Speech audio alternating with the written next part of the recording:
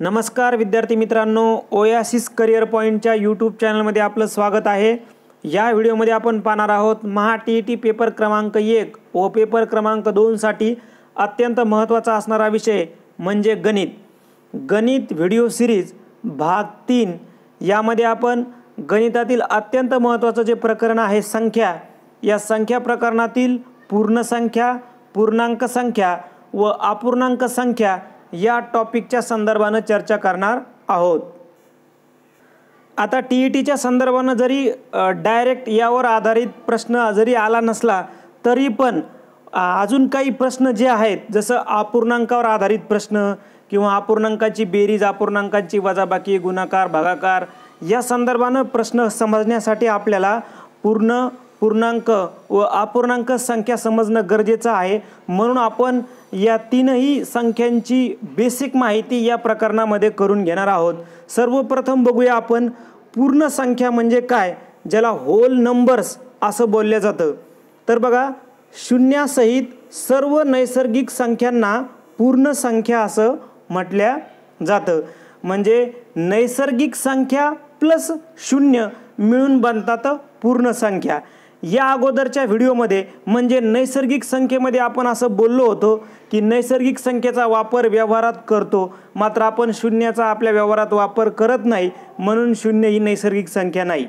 मग आता म्हणजे नैसर्गिक संख्या सर्व आणि आता शून्य ही मग अशा मिळून काय बनलेल्या आहेत, पूर्ण संख्या बनलेल्या आहेत। मग पूर्ण संख्या म्हणजे कोणत्या, तर कोणत्या 0 1 2 3 4 5 6 अशा अनंत पूर्ण संख्या आहेत। फक्त याच्यामध्ये 0 प्लस करायचं आहे।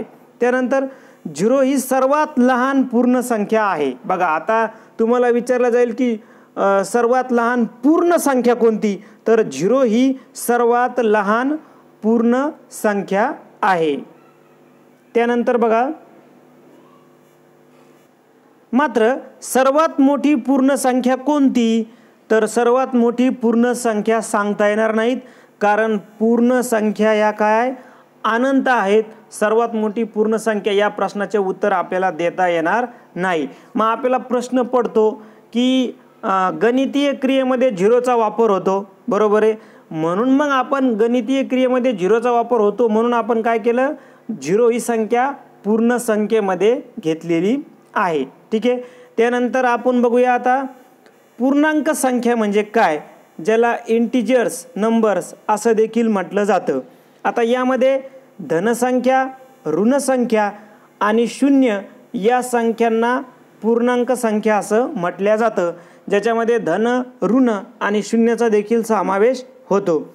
अजून एक व्याख्या दिली आहे बघा, जी संख्या अंश व छेद स्वरूपात लिहिली असता छेद नेहमी 1 असतो तिला पूर्णांक संख्या असं म्हटलं जातं। म्हणजेच काय, आपण रेग्युलरपणे जे अंक लिहितो जसं 13 14 15 हे जे अंक आपण लिहितो या संख्येच्या छेदात नेहमी 1 असतो, पण ते आपण म्हणजे तो न लिहिण्याची पद्धत आहे। म्हणजे ऑलरेडी जर तुम्ही 13 लिहित असाल तर असा 1 असतोच असतो, 14च्या खाली पण असा 1 असतोच असतो, 15च्या खाली पण कोणत्याही संख्येच्या खाली 1 असतोच असतो। तर अशा संख्येला पूर्ण संख्या म्हणलं जातं। फक्त तो आपण गणितामध्ये तो 1 लिहिण्याचा प्रघात नाही। आता आपण समजून घेऊयात की जी संख्या रेषा आहे त्याच्या संदर्भानं म्हणजे पूर्णांक संख्येच्या संदर्भानं संख्या रेषा आपण समजून घेऊयात। बघा, संख्या रेषावर आपण ऋण पूर्णांक संख्या, मध्यवर्ती बिंदू आणि धन पूर्णांक संख्या दर्शविलेल्या आहेत। आता समजून घ्यायचं काय, जो 0 आहे हा मध्यवर्ती बिंदू आहे, म्हणजे 0 ना ऋण आहे ना धन आहे। आता संख्या रेषेवर डावीकडे संख्यांची किंमत कमी होत जाते। इथं दिले बघा, संख्या रेषेवर डावीकडे संख्यांची किंमत कमी होत जाते। म्हणजे जसं तुम्ही डावीकडे जाल म्हणजे -1 -2 -3 -4 तशी संख्यांची किंमत किंवा संख्यांचा व्हॅल्यू हा कमी होताना आपल्याला दिसतो। म्हणजे काय, शून्यापेक्षा ऋण 1 लहान आहे, ऋण 1 पेक्षा ऋण 2 लहान आहेत, बरोबर आहे। म्हणजेच काय, जसे जसे तुम्ही डावीकडे जाल तशी यांची किंमत कमी होत जाते। त्यानंतर जसं तुम्ही आता उजवीकडे जाल, म्हणजे आता 0 पासून तुम्ही उजवीकडे जर गेलात 1 2 3 4 तर यांची किंमत वाढत जाते. जसं 1 पेक्षा 2 मोठा आहे, 2 पेक्षा 3 मोठा आहे, 3 पेक्षा 4 मोठा आहे. मात्र त्याच्या विरोधात इथं -1 पेक्षा -2 लहान आहे, त्यापेक्षा -3 लहान आहे, त्यापेक्षा -4 लहान आहे. म्हणून संख्या रेषेवर म्हणजे मध्यवर्ती बिंदूपासून जर तुम्ही डावीकडे जातात तर संख्यांची किंमत कमी होत जाते आणि जर तुम्ही उजवीकडे जातात तर संख्येची किंमत वाढत जाते. हे आपल्याला लक्षात आलं पाहिजे. त्यानंतर अजून काय माहिती आहे बघा, 0 हा मध्यवर्ती बिंदू आपण आत्ताच पाहिलं. सर्वात लहान पूर्णांक संख्या सांगता येत नाही. बघा, आपण जर संख्या रेषेचा आधार घेतला तर बघा, सर्वात लहान पूर्णांक संख्या सांगता येणार नाही. सर्वात मोठी -1 आहे, परंतु सर्वात लहान सांगता येणार नाही, कारण -2 -3 -4 -5 -6 असं अनंतापर्यंत तुम्ही जाल तरी पण तुम्हाला सर्वात लहान ऋण पूर्णांक संख्या सांगता येणार नाही. हे तुम्हाला लक्षात घ्यायचं आहे.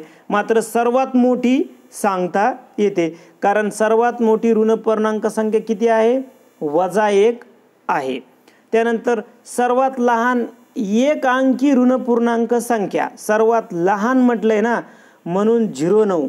आपण बोललो होतो ना की डावीकडे गेलं तर त्याचा व्हॅल्यू कमी होतो, म्हणून तुम्हाला असं वाटू शकतं अरे पण हे -9 आहेत. लक्षात ठेवा, तर -9 ही सर्वात लहान एक अंकी ऋण पूर्णांक संख्या आहे.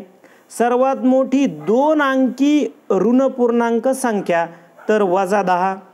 सर्वात लहान 2 अंकी ऋण पूर्णांक संख्या तर -99. आलं लक्षामध्ये? तसं तुम्ही माहितीसाठी अजून डिटेलमध्ये याच्यामध्ये जाऊ शकता. जसं तुम्हाला जर माहितीच पाहिजे तर सर्वात मोठी 3 अंकी ऋण पूर्णांक काढायचं ठरवलं तर सर्वात मोठी 3 अंकी ऋण पूर्णांक संख्या -100. सर्वात लहान 3 अंकी ऋण पूर्णांक संख्या तर -999.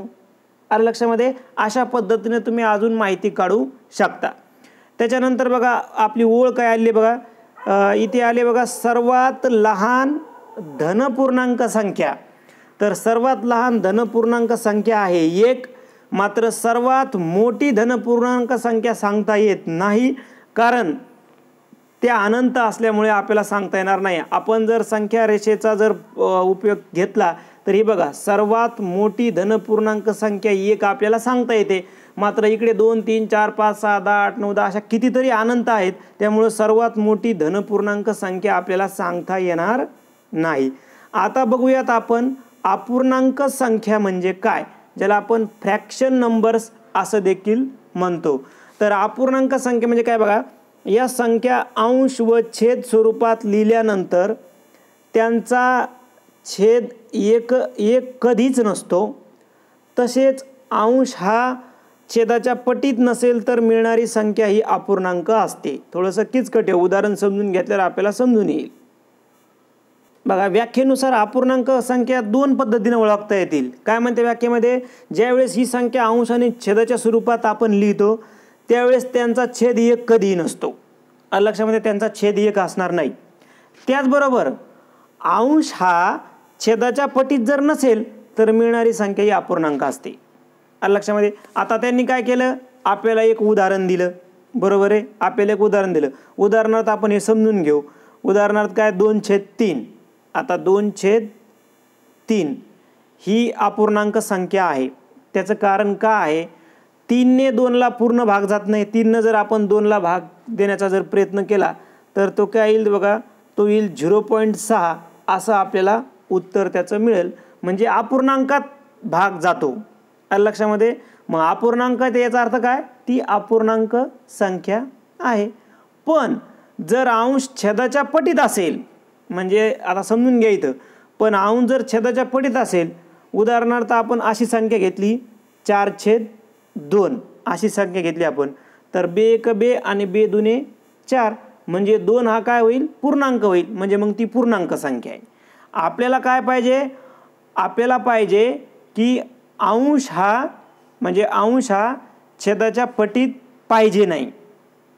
आलं लक्षामध्ये? छेदाच्या पटीत नसेल, काय म्हणते व्याख्या? अंशा छेदाच्या पटीत नसेल तर मिळणारी संख्या ही अपूर्णांक असेल, आणि छेदाच्या पटीत असेल तर ती पूर्णांक संख्या होईल. ठीक आहे. जाता जाता आपण एक प्रॅक्टिस म्हणून उदाहरणं बघूया, कारण अपूर्णांक संख्यावर तुम्हाला पूर्णच्या पूर्ण अपूर्णांक प्रकरणावर आधारित जे आले, जवळपास अपूर्णांक प्रकरणावर आधारित TETला 10 ते 12 उदाहरणं आलेली आहेत. बरोबर आहे.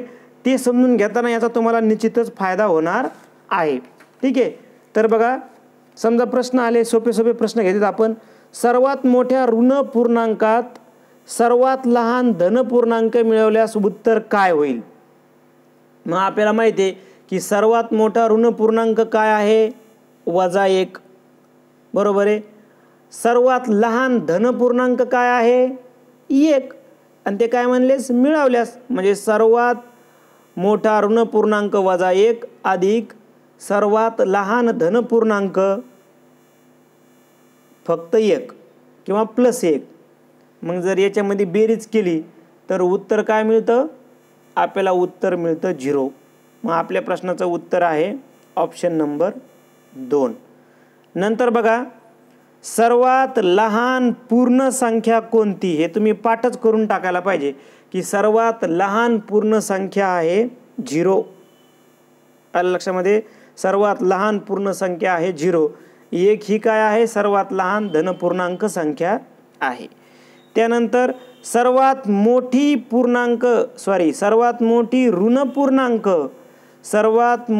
ऋण पूर्णांक संख्या कोणती? तर सर्वात मोठी ऋण पूर्णांक संख्या आहे -1. -1 ही सर्वात मोठी ऋण पूर्णांक संख्या आहे. आता हे जे 0 लिहिलेत -0, तर शून्य धनही आणि ऋणही असा लिहिल्या जात नाही. हे तर लहान आहे. 0 म्हणजे -1 पेक्षा -2 लहान आहेत आणि त्याच्यापेक्षा -3 लहान आहेत. ठीक आहे. त्यानंतर पुढील प्रश्न बघा, खालीलपैकी अपूर्णांक संख्या कोणती? तर खालीलपैकी अपूर्णांक संख्या आहे पर्याय क्रमांक 3. आत्ताच आपण याचं विश्लेषण समजून घेतले. आपल्याला काय करायचं आहे बघा. आता आपण समजा उत्तर आहे आपलं 3. त्याचं कारण असं आहे, आपण जर भाग दिला 3 × 3 तर पूर्ण भाग जात नाही. 0.66 असं उत्तर येईल आपल्याला. म्हणजे दशांशामध्ये उत्तर आलं म्हणून ती अपूर्णांक आहे असं आपण म्हणलो. पण आता ह्या का नाहीत बघा. आता त्या का नाहीत बघा. इकडं समजा हे 2/1 म्हणजेच काय आहे? हे 2च आहेत. लक्षामध्ये हे 2च आहेत. मग याच्या खाली छेदात 1 असणारच आहे, पण तो आपण लिहित नाही. म्हणजे ही पूर्णांक झाली. बरोबर आहे. त्यानंतर बघा, 2 1 न भाग गेला पूर्ण, म्हणजेच काय झालं? 1 सुद्धा काय झाली? ही पूर्णांक झाली. त्यानंतर 2 2 4 म्हणजे 2 आले इथं, म्हणजेच काय? 2 सुद्धा काय झाली? पूर्णांक झाली. म्हणून 1 पर्याय 2 आणि पर्याय 4 मध्ये पूर्णांक संख्या येतं, मात्र पर्याय 3 मध्ये अपूर्णांक संख्या आहे. आणि शेवटचा प्रश्न, सर्वात लहान 3 अंकी ऋण पूर्णांक संख्या कोणती? तर सर्वात लहान 3 अंकी ऋण पूर्णांक संख्या आहे -999. अरे लक्षामध्ये? कारण -100 ही सर्वात मोठी आहे. हे पाठ करून टाका की -100 ही सर्वात मोठी ऋण पूर्णांक संख्या आहे. -999 ही सर्वात लहान 3 अंकी आणि -100 सर्वात मोठी 3 अंकीपणा. सर्वात मोठी 3 अंकी लक्षात ठेवायचं आहे. 3 अंकी. ठीक आहे.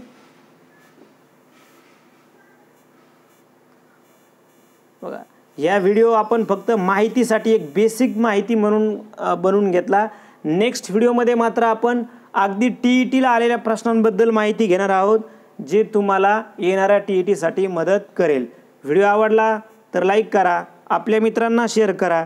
त्याचबरोबर ओएसिस करिअर पॉईंटचं यूट्यूब चॅनल सबस्क्राईब करा. धन्यवाद.